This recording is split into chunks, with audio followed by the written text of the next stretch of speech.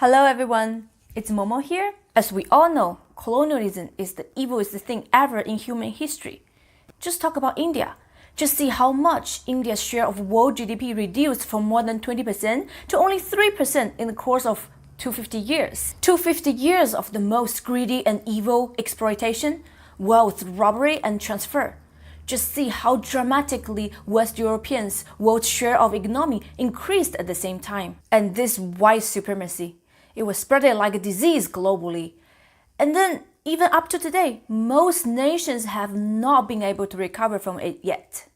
White supremacy was a byproduct of the European colonialism. And you bet, this offense is extremely personal to me. Why? Because this internet violence I've been facing on a daily basis for the past 10 years mostly could be traced back to white supremacy. I can be easily trashed or bashed only because my husband's skin color is dark. It is how ugly it gets. If I were married to a white male, with my look and my voice, you bet I will be the celebrity on Chinese internet. So yeah, Aryan invasion theory. I know most of you Indians are too cool to care, but as an interested outsider, I'm really keen to get my facts right. So this is what I figured out recently.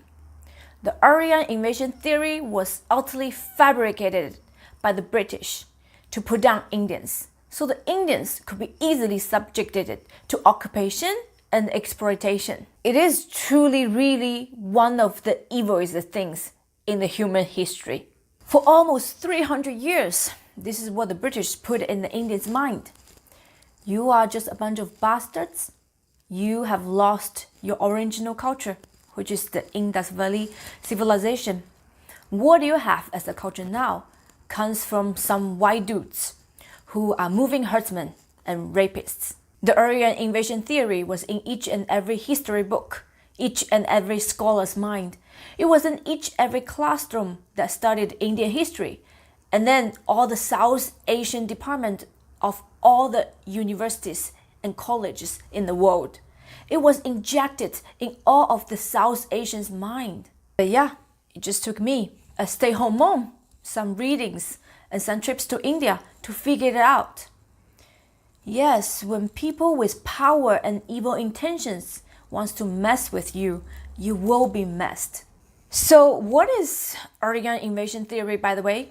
In short, it is saying, at the decline of Indus Valley civilization, around 2000 BC, light-skinned Aryans came from Central Asia, invaded Indian continent, and conquered the dark-skinned Indus Valley people. And obviously, that's how nasty it goes. The light-skinned Aryans were the noble ones who designed it, the religious ritual system, and then stayed on top of the pyramid, ruling over the dark-skinned Indus Valley people. Are you kidding me? Just by hearing of it, you don't feel that it was baked up in some extremely racist place by extremely racist people? And not to traumatize you guys, the majority of the Chinese who think they know one thing or two about India, they all learned and strongly believe that the light-skinned, high-caste Indians, who are the white people, the European descent, the Aryans, who once came and invaded India. The sad part is most people are unaware, but then deep down in their conscious mind, they are situated to white supremacy without even knowing. Good work, British. This is how you ruled the whole world, and then now we are still living in the dark. 5 years ago, I was named one of the 100 Chinese people who really know something about India. After 5 years, I'm not sure how many out of the 100 are still active. Out of the 100 or whatever number it is, I don't think other than me, any other scholars ever openly brought up the evilness or the wrongness of the Aryan invasion theory.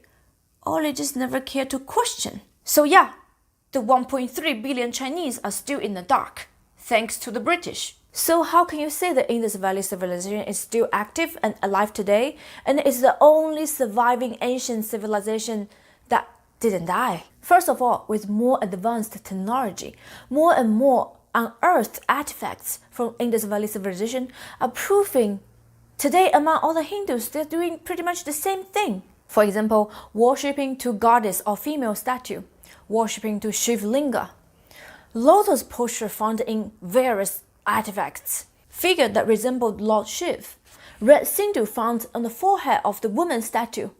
The evidence only accumulating. Also, the recent satellite photography shows, in between of 1900 to 1600 BC, the Indus River changed course, the cities along it being abandoned. So most probably the Indus Valley people just changed to different locations. Furthermore, in Aryan's own extensive writings, they never mentioned any wars against the people that could be positively identified as indigenous to India. And take a look of the Durga Puja celebration, one of the biggest events in Hindu culture today. The mythology of Durga Ma goes way earlier than Ramayana. Lord Ram chose the date of Durga Ma's fighting to go on his own fighting, and he prayed to Durga Ma to gain strength to win his fight. To me, it shows the continuous and persistence of the ancient culture. As a human being, I don't think we are recognizing and celebrating enough the fact that whatever the Indus Valley people were doing 6,000 years back, we are still doing the same thing today.